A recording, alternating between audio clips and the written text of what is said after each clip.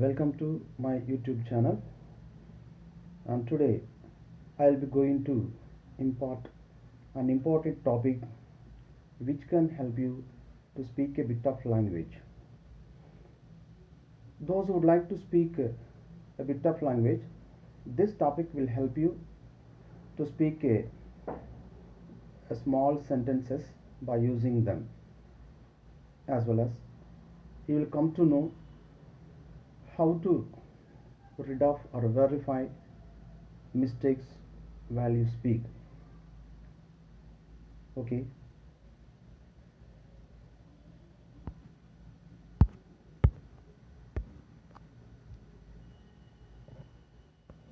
Today the topic is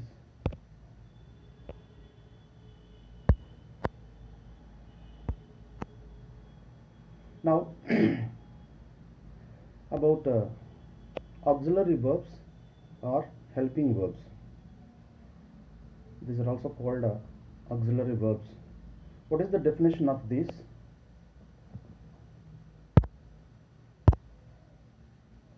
Look at all of you carefully. Now,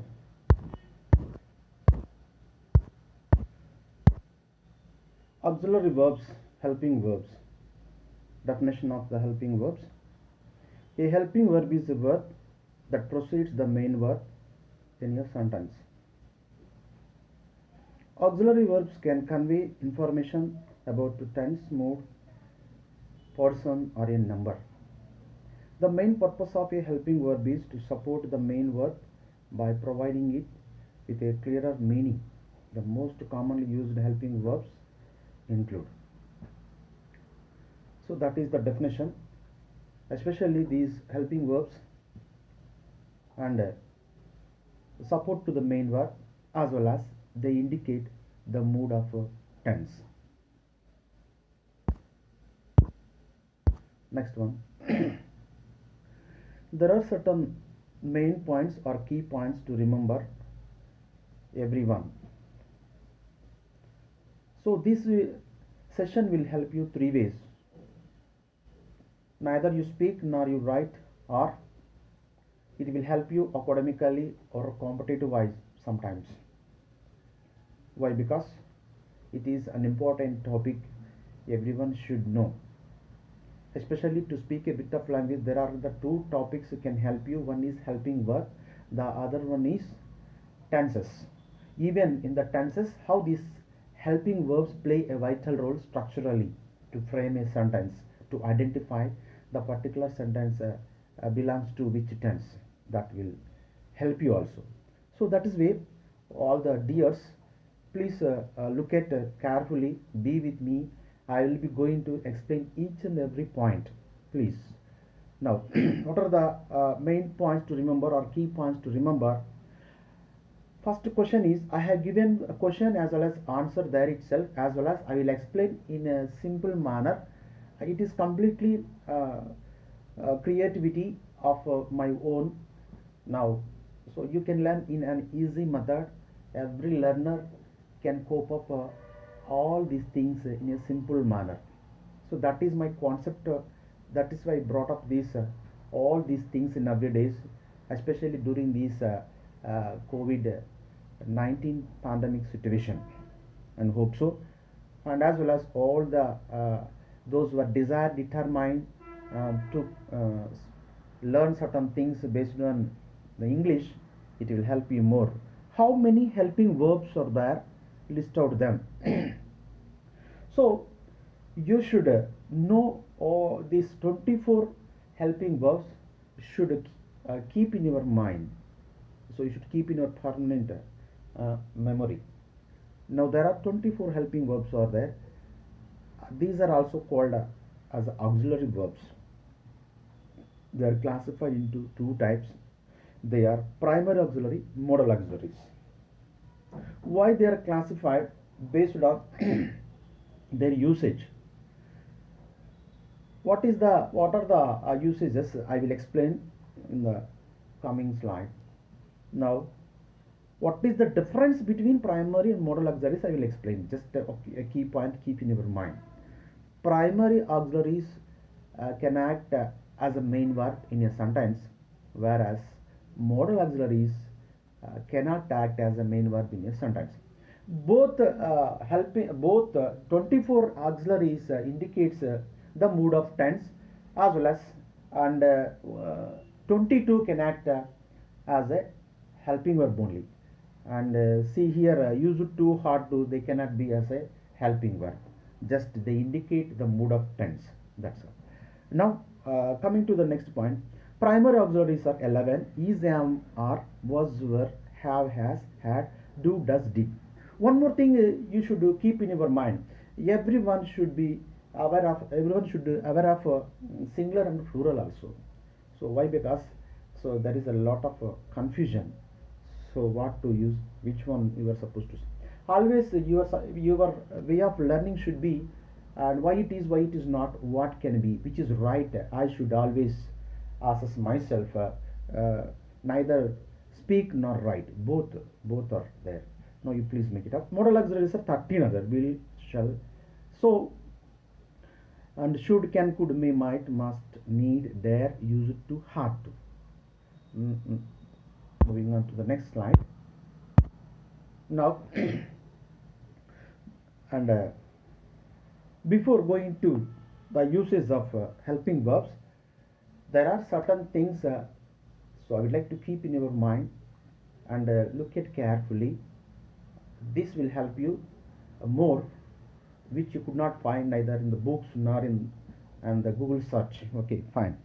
Especially, and this is designed and brought up for you, and so may that each and every learner can aware of all these rules and regulations to speak a bit of language. That is my motto, right, dears? Now B forms: V1, V2, V3. So these primary auxiliaries can act as a main verb, that is V1, V2, V3. They indicate the mood of tense, and remember, like a B forms, do forms, and have forms. How to remember these 11 B forms? B forms are 5: is, am, are, was, were, been. So do forms: do, does, did, done, have, has, had. So like this you should remember. So primary auxiliaries, when you think of about primary auxiliaries, B forms, do forms, have forms, you remember like this. Okay, here the list is given. B forms, see, and V1 in the present tense: is, am, are, was, were, past participle V3, been. Do, does, did, done. Does can be used for the third person singulars. What are the third person singular? He, she, it. As well as have, has. Has can be used for the third person singulars. What are the third person singulars? He, she, it. Even this, that also treated as a third person singulars. Is it clear for everyone? Now this diagram will help you. Today we will learn about primary auxiliaries only in this session. So we focus on primary auxiliaries and as well as their usage. There are 11. How many ways? By taking each and every primary auxiliary, how many ways it can be used in a sentence. If you learn it and if you thorough with them, you can speak like anything. So please, this is also a wonderful diagram and drawn by me. Now look at all of you.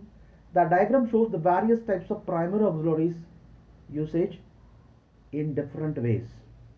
I have taken only one, is, B form. Here see in yellow color, B form, is. It is primary auxiliary. It is used for the third person singular, he, she, it. It indicates present tense mood. One example I have given here. You can look at here, all the dears. She is a singer. Here it is used as a main verb, V1. I explained in the previous slide. Here you can think of two things. One is as a main verb. The second one, it indicates present tense mood. Next sentence, She is singing a song. Is used as a helping verb in this sentence. Continuous tense indicates. Negative sense. He is not a singer. That is third uses. Isn't she? Question tag sometimes. Sometimes most of these question tags will be given in the academic like a exams. Even competitive exams sometimes they will give question tag. There is a lot of confusion also. So again it is a dog. Main verb. Is it a dog? Interrogative. So first taking the word be form primary auxiliary used for third person singulars indicates present tense mood as a main verb, as a helping verb, an interrogative, question tag, and as well as so such a way every word you should aware of to use them in a sentence. That is the basic you should aware of each and every one. Now next one the formation table of primary auxiliaries. You can see here all of you the formation of primary auxiliaries. B form, these are the formations like a be forms, do forms, have forms. Present form is am or, past form was were, present participle. So ing form can be added for this. Being, past participle, been, short form of negative. What are the short forms? Isn't, aren't, wasn't, weren't. That's all. Do forms, do, does, did, doing, done, don't, doesn't, didn't. So these are the short form of negative. So these 11, whatever all these shown in the table, so such a many ways we will be going to use in a sentence. Now have, has, had, having, had, haven't, hasn't, hadn't. Okay, next one. Now the uses of primary auxiliaries. So far I explained three things. What are the three things? How many primary auxiliaries are there, and as well as how the be forms, do forms, have forms are there, how these can be as a v1, v2, v3. Explain the total. So I have shown in the table how the present, past, past participle, and question tag each and every sentence. Now coming to the point, the uses of primary auxiliaries. They can act as a main verb b1 as well as they indicate the mood of tense. Here I have taken and each and every verb. She does her homework. He is a doctor. I did that work. They were absent yesterday. We had supper. Here she does, third person singular. Does can be used, not do or don't. Or if it is negative, doesn't. That's all. So shows it indicates like a present tense. Did indicates past tense. Were also, had also. So here the concept is they are used as a main verb in these sentences. Now second one, they play a vital role as helping verb in the continuous tense, especially present continuous tense, past continuous tense. See that. And they are working in the garden. She is doing homework. We were writing the exam. I was sleeping at the time. She has been teaching for 1 hour. Here has been also. Now see here the present participle is formed by adding ing to the first form of the verb. Here missing been. She has been teaching for 1 hour. Aware of it everyone. Now here having crossed the bridge they entered the village. Here it is like a present participle. So for all these primary auxiliaries, when you adding form, they become a present participle. Having finished his work, the boy went out to play. Being careless, he failed the exam. So being busy with his work, he did not go out. Being poor, he is an honest boy. You can say. So number of sentences you have to create. Okay, and being an intelligent boy, he got a first rank in MSET. You can say number of sentences you have to create. Okay, next, fourth one is to ask an interrogative questions. Is it your mobile? Am I doing wrong? Are you waiting for me? Have you taken breakfast? Were they in Vijayawada yesterday? How long have you been staying here? So like this. So framing of the sentences. So you can is it your mobile? Is it there? So is it right? Is it wrong? Is it true? Is it there? So like this you have to create number of sentences. The uses of had and done as a past participle. So they had done a lot in the field of the agriculture. My aunt had given me a hearty welcome. Ramya had gone a long walk,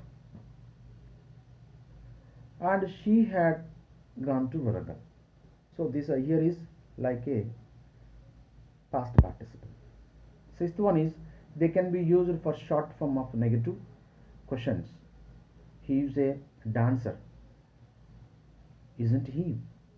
See, if the sentence is in the positive manner, there should be negative question tag. If the sentence is in the negative manner, there should be positive question tag. Here, see the next sentence.